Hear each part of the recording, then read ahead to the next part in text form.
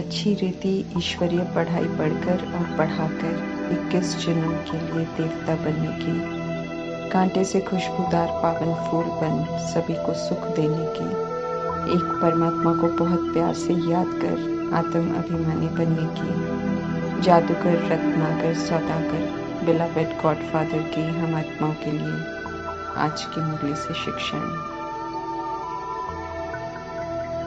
63 जन्मों के हिसाब किताब चुकतो करने हैं। आयरन एजेड से गोल्डन एजेड बनने के लिए ईश्वरीय पढ़ाई, योग, धारणा, सेवा करनी है। आजीविका के लिए कर्म करने हैं। सभी से तोड़ निभाना है अगर गृहस्थ में है। साथ साथ नई दुनिया में जाने के लिए उच्च मर्तबा लेने का पुरुषार्थ करना है। इस राह पर चलते हुए माया का परिस्थितियों का सामना भी करना है। स्वभाव संस्कार के टकराव में भी अचल अटोल रहने का अटेंशन रखना है। अब पुरानी चाल चलकर भूले नहीं करनी है। ज्ञान रत्नों को बुद्धि में रखना है। हर कार्य डबल रूप से बढ़ गया है, इसलिए सुप्रीम अथॉरिटी परमपिता परमात्मा और संपूर्ण ब्रह्मा फरिश्ता बाप दादा साथी बन डबल फोर्स का सहयोग देने के लिए सदैव तैयार हैं। अगर हम उन्हें अपना साथी समझकर उनकी याद में कार्य करें तो सहज योगी बन जाएंगे। हर कार्य करते बाप दादा को साथी बनाने से कार्य भी डबल फोर्स से अर्थात शक्तिशाली स्थिति में होगा और याद भी रहेगी।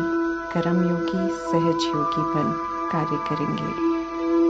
सदा परमात्मा को साथी बनाकर रखेंगे तो बुद्धि भी सत्य और पावरफुल संग में रहेगी, तो कार्य भी डबल फोर्स से सफलतापूर्वक सफल होगा।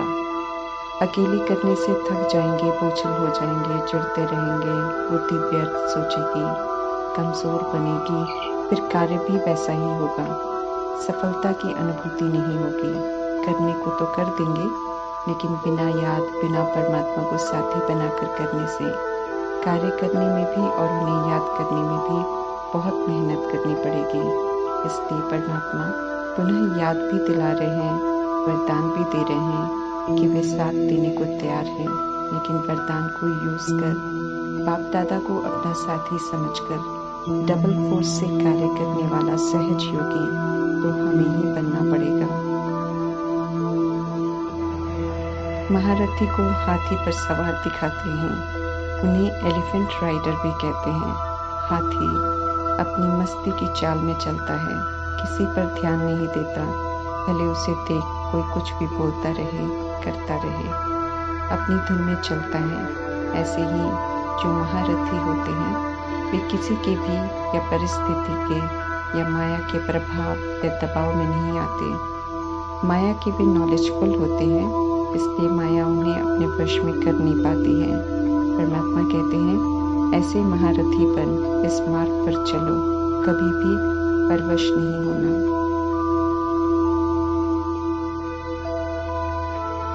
आत्मा और शरीर इस समय दोनों पतित और काले बन गए हैं। ये समझ परमात्मा से अभी मिलती है, नहीं तो रावण रूपी देह अभिमान ने सभी को बेसमझ बना दिया है और हर कोई अहंकार, लोभ, मोह, क्रोध, काम विकार वश कर्म कर रहे हैं।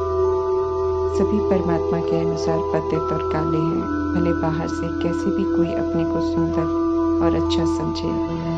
परमात्मा आज के शरीरों की गोल्डन एजेड निरोगी कंचन काया से तुलना कर अनुभव कराते हैं कि अब के शरीर पतित हैं। उन्हें गोल्डन एजेड पूजनीय बनने के लिए परमात्मा कहते हैं कि याद से फिर से आत्मा को पावन बनाओ, क्योंकि फिर से सदियों की पावन दुनिया में चलना है। आधा कल्प की भक्ति पूरी होती है, आत्मा सत्य को जानने की इच्छुक हो जाती है, तब भगवान मिलते हैं और भक्ति का फल ज्ञान देते हैं, जिसे धारण कर आत्माएं परमात्मा से राज्य भाग्य लेती हैं। यहाँ हम जीते जी पुरानी दुनिया से मरते हैं, अर्थात बुद्धि का योग पुरानी दुनिया से हटाते हैं तो परमात्मा के पास जन्म लेते हैं। ये जन्म दुर्लभ जन्म है, कल्प में एक ही बार होता है, जब समझ से हम परमात्मा के बनते हैं। हम आत्माएं निराकार हैं, अविनाशी हैं, चैतन्य हैं। हम आत्माओं के पिता सिर्फ निराकार परमात्मा हैं। जब हम आत्माएं शरीर लेते हैं तो जीव आत्मा बनते हैं। फिर सिर्फ एक शरीर नहीं बल्कि जितने जन्म उतने शरीर लेते हैं, जितने शरीर फिर उतने माता पिता, उतने रिश्ते जिनके साथ कार्मिक हिसाब किताब बनाए होते हैं। शरीर के रिश्ते लौकिक कहलाते हैं। परमात्मा हमारे पारलौकिक पिता हैं, वे कभी नहीं बदलते, लेकिन शरीर के रिश्तों में काफ़ी जन्म रहने से परमात्मा को भूल जाते हैं, खुद को भूल जाते हैं और अपने घर को भी भूल जाते हैं। संगम युग में परमात्मा को जानकर याद कर उनसे वर्षा लेकर सुख धाम अर्थात सतयुग त्रेता युग में परमात्मा को याद नहीं करते हैं। इसलिए भक्ति में कहते हैं सुख में कोई परमात्मा का सिमरन नहीं करता है। द्वापर युग के मध्य से कलयुग अंत तक जैसे जैसे दुख बढ़ते जाते हैं वैसे वैसे परमात्मा को ज्यादा याद करते हैं। इसलिए कहते हैं दुख में सिमरन सब करे। कलयुग में धन है तो भी कोई न कोई दुख होता है, इसलिए याद तो सभी करते हैं। शरीर के पिता को याद करते हैं तो ध्यान शरीर की तरफ जाता है। जब पारलौकिक पिता को याद करेंगे तो बुद्धि निराकार परमात्मा की तरफ ऊपर जाएगी। अब परमात्मा को परम धाम में हमें याद करना है। पहले परमात्मा को दुखी होकर याद करते थे, अब परमात्मा ने हम सभी को अडॉप्ट किया है। उनसे समझ मिलने के बाद परमात्मा को सुखी रहकर, खुश रहकर याद करते हैं और फिर से सतोप्रधान बनते हैं। आत्मा सतोप्रधान बनती है तो शरीर भी सतोप्रधान मिलता है। फिर जैसे आत्मा की अवस्था बदलती है तो शरीर भी अवस्था के अनुसार बदला हुआ मिलता है। पांचों तत्व भी आत्मा के अनुसार बदलते हैं। इसलिए अब आत्माओं की जिम्मेवारी है पुनः श्रीमत पर चलकर सतोप्रधान बनने की, तो फिर से पांचों तत्व भी सतोप्रधान बन जाएंगे। हमें ये याद रखना है कि परमात्मा ने पहले स्वर्ग में हमें भेजा था, जहाँ नया शरीर धारण किया था।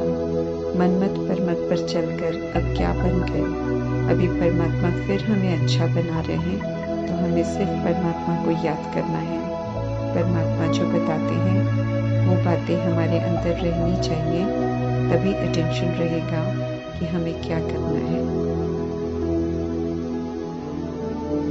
करण करावनहार निराकार परमपिता परमात्मा है संगम युग में, जब ब्रह्मा द्वारा स्थापना कराते हैं स्वर्ग की। हम आत्माओं द्वारा श्रेष्ठ कर्म कराते हैं। बाकी रावण राज्य में जो हो रहा है, जिसके लिए भी कहते हैं कि परमात्मा करवाते हैं, वो सत्य नहीं है। ये भी परमात्मा आकर बताते हैं। भक्ति में त्रिमूर्ति ब्रह्मा कहते हैं, लेकिन वास्तव में त्रिमूर्ति शिव है, क्योंकि स्थापना, पालना और आसुरीपन के विनाश का कार्य परमात्मा ब्रह्मा द्वारा करवाते हैं। एक ब्रह्मा के माध्यम से परमात्मा तीनों कर्तव्य कराकर हम आत्माओं को भी सिखाते हैं कि कैसे अपने लिए सत्युग की स्थापना करनी है, कैसे अपने अंदर के देह अभिमान, बुराइयों को और विकारों का विनाश करना है, और कैसे पालना के संस्कार भी धारण करने हैं। सारा पुरुषार्थ अहिंसक है और गुप्त है। हम सब ने अज्ञानतावश सृष्टि को कलयुग बनाया है। अभी समझ से श्रीमत पर चलकर सतयुग बनाने में हमें मददगार बनना है। जितना तमोप्रधान बनती है आत्मा, उतना ही दुखी होती है। अब जितना सतोप्रधान बनते जाएंगे उतना सुखी बनते जाएंगे। हाईएस्ट अथॉरिटी गॉडफादरली यूनिवर्सिटी भी है तो गवर्नमेंट भी है, साथ में धर्मराज भी है। इसलिए ईश्वरीय गवर्नमेंट का कहना नहीं मानेंगे तो धर्मराज से सजा भी खाएंगे। श्रीमत पर चल वैश्यालय से शिवालय में जाना है। परमात्मा को नहीं जानते हैं, इसलिए देवताओं के आगे या गुरुओं के चित्रों के आगे जाकर कहते हैं कि मुझ निर्गुणहारे में कोई गुण नहीं, और उन्हें तरस करने को कहते हैं। काफी समय से हम कह रहे हैं, लेकिन कुछ हुआ नहीं, बल्कि और ही तमोप्रधान होते जा रहे हैं। क्योंकि परमात्मा समझाते हैं कि देवता और गुरु भी तो सृष्टि रूपी ड्रामा में पार्टधारी हैं। आत्मा रूप में भाई हैं। भाइयों की पूजा करने से, उनसे मांगने से कुछ नहीं मिलना है। उनकी आत्माएं भी परमात्मा को याद कर उनकी श्रीमत पर चलकर देवता बनी हैं। उन्हें परमात्मा नहीं कह सकते हैं।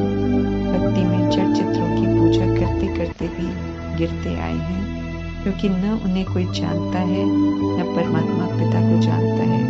परमात्मा को कण कण में कहकर और ही सब नीचे गिर गए हैं।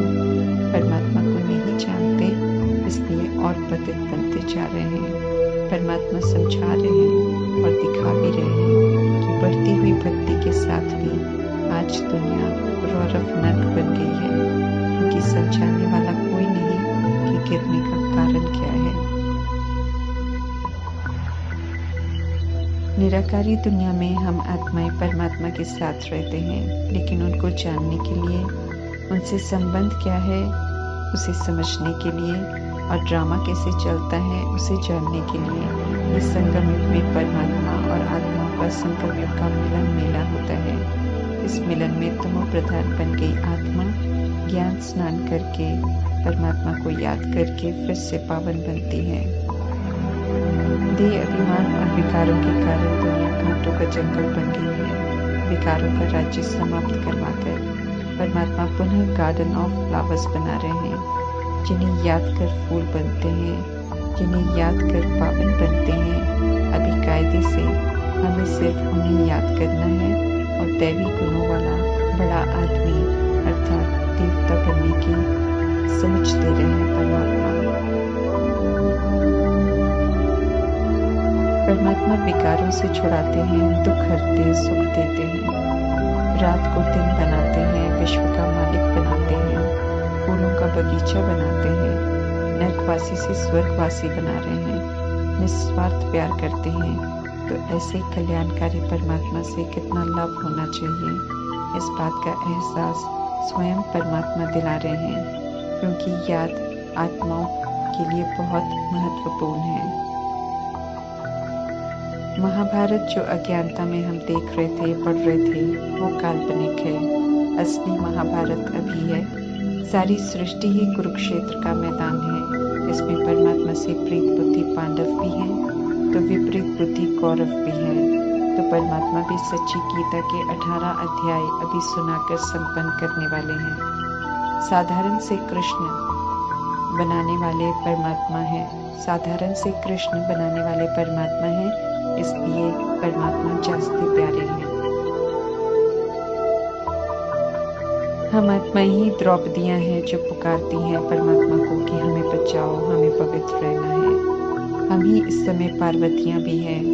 अमरनाथ परमात्मा से अमर कथा अर्थात मुरली सुन रहे हैं, काल पर विजय प्राप्त कर अमर लोक में जाने के लिए। हम ही अर्जुन हैं, अर्थात ज्ञान को गहराई से सुनकर उसे अमल में लाकर नष्ट मोहा बनने वाले। इस समय परमात्मा विशेष वर्ल्ड को छोड़ वाइसलेस वर्ल्ड में जाने की विधि बता रहे हैं, समझाते हैं कि विकार में दुख है, इसलिए इन्हें छोड़ निर्विकारी बनो। कर्म संन्यास की विधि नहीं है, इसलिए याद में रहते हुए कर्म कर कर्म योगी बनना है। हमें पापों से बचना है और फिर से गर्भ जेल में जाना पड़े, ऐसा कोई कर्म नहीं करना है। दुनिया में जादूगरी दिखाते हैं, रिद्धि सिद्धि करते हैं, हठ योग करते हैं, परंतु उससे किसी को गति सदगति नहीं मिल सकती है। ये परमात्मा स्पष्ट करते हैं। परमात्मा ही ऐसे जादूगर हैं, रत्नाकर हैं, सौदागर हैं। गुप्त वेश में आकर आत्माओं को पावन बनाते हैं, धरती पर परिस्थान स्थापन कराते हैं। ज्ञान रत्नों से कौड़ी तुल्य बन गई आत्माओं को हीरे तुल्य बना देते हैं। बुराइयों का विकारों का दान लेकर दैवी गुणों से श्रृंगार कर गुणवान बनना सिखाते हैं और उनकी शिक्षाओं पर चलने वालों को सद्गति मिलती है, अर्थात संपूर्ण सुख का वर्षा मिलता है। सौदागर परमात्मा कहते हैं, सच्चा सौदागर सुखदायी बनो और बेहद के सुख का वर्षा लो। ओम शांति।